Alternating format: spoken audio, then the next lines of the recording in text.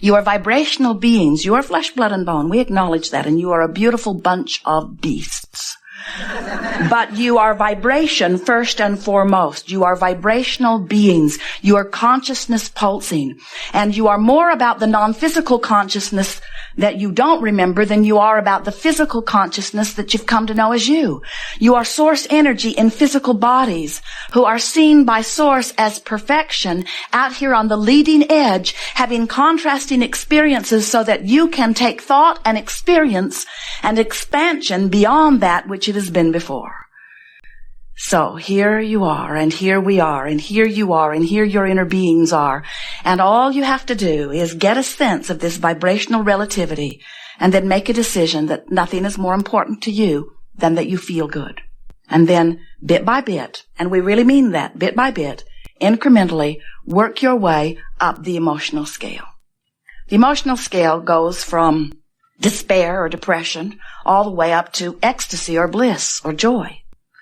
And the frequency between joy and depression, the vibrational frequencies, are very different. And you can tell that they're different because when you feel joy, you know how that feels. When you feel depression or despair, you know how that feels. That's your indicator of the vibrational variances or the differences in the frequencies. So, brilliant teachers like Joseph Campbell, there have been many, say to you, follow your bliss. And we say, good idea. Except sometimes you can't even get a whiff of bliss. And law of attraction doesn't help you find bliss when you're in despair. Law of attraction only allows you or divvies out to you or provides for you more things that are pretty close to where you're already vibrating. So if something has happened and it's gotten your attention and you're feeling pretty awful about it, that vibration is active within you and you can't receive what's happening over here. That's why when your Abraham friends come to you and say, don't you know you create your own reality? You need to cheer up. You want to say to them, it's not possible I create my own reality or you'd be gone. Because their bright-eyed, bushy-tailed, fluffy, in-your-face vibration is just plain annoying when you're in a different place on the vibrational scale. You can't hear them and they can't hear you, and you should not be playing together, really, you should not. Because the person who is in joy, unless they are able and willing to adjust their vibration way down to meet you, that's the misery loves company thing. Or unless you can somehow bring your vibration up to meet them, you two don't have anything to talk about and you shouldn't even be together. Nice to know, isn't it?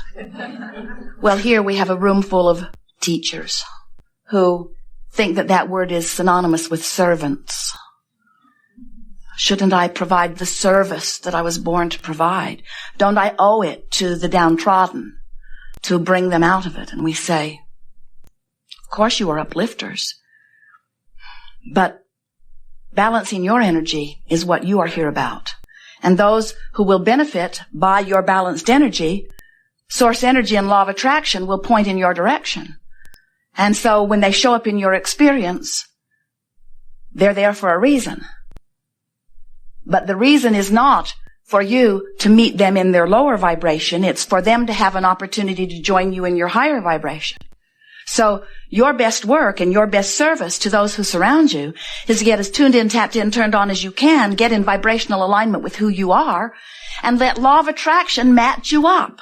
And when someone shows up in your experience, do your best to maintain your vibrational alignment. In other words, don't try to factor a third thing into the vibrational relativity. Are you getting this?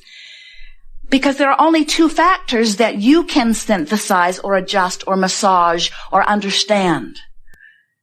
And when you try to factor in what somebody else is living, now you're attempting the impossible. Do you believe that you get to choose? Do you believe that you have the power or the ability to choose? Do you know nobody else can choose for you?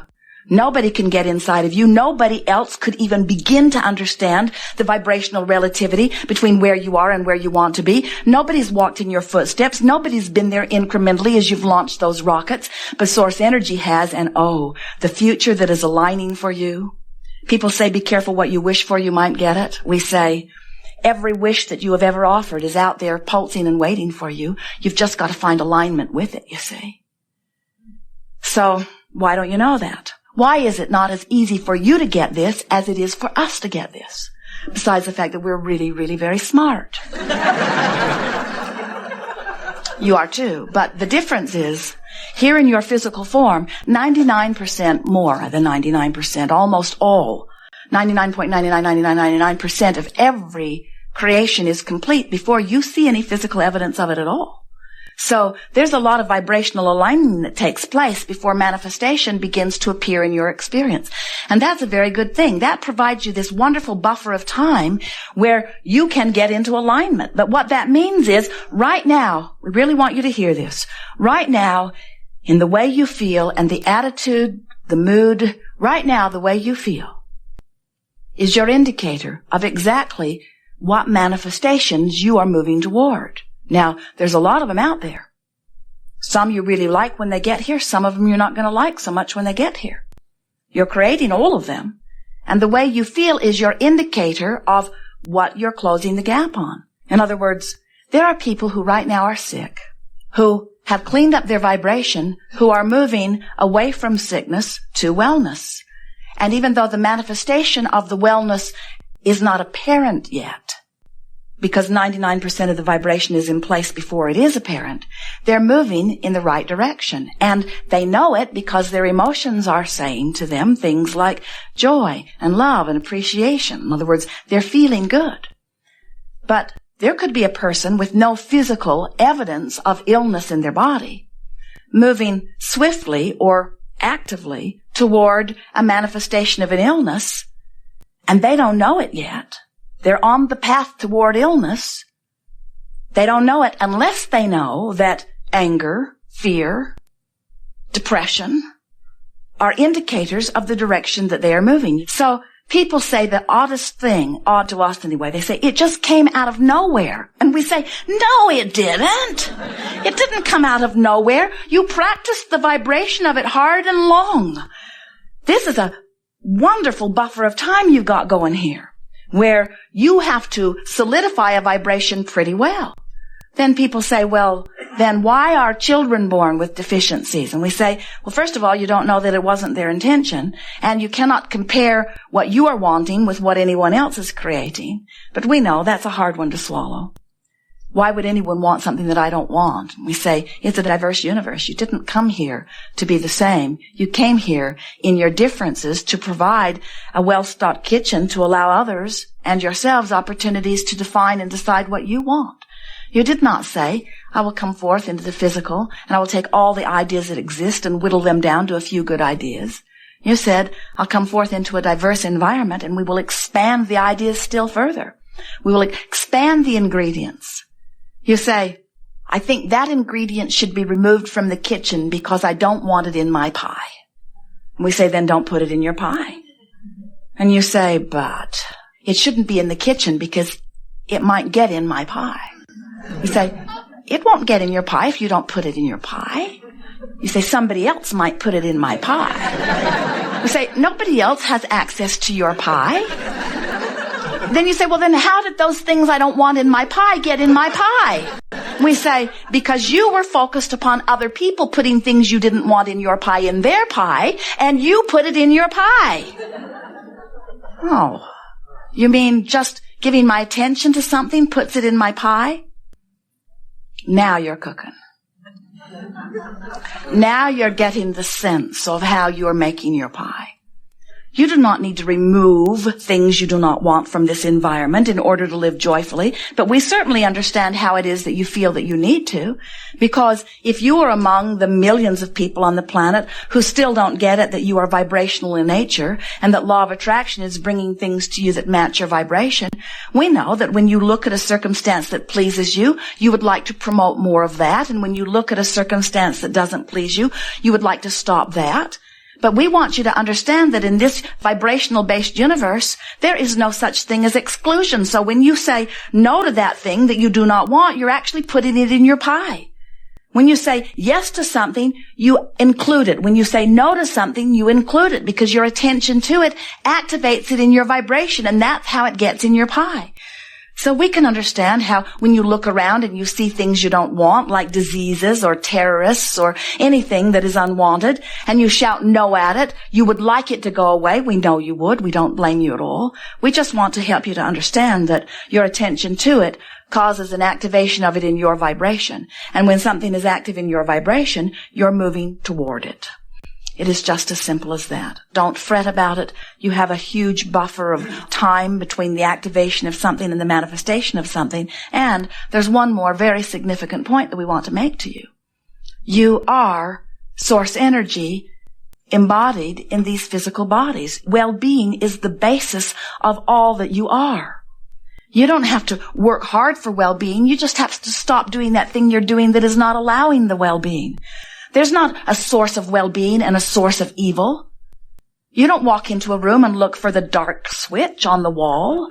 You don't expect to find some switch that causes a dark mist to cover the light. You know that you can turn the knob or push the button or flip the switch that resists the light, but the light is the source, and you're either allowing it or you're not. There's not a source of evil. There's not a source of sickness. There's only well-being, which you are letting in or not.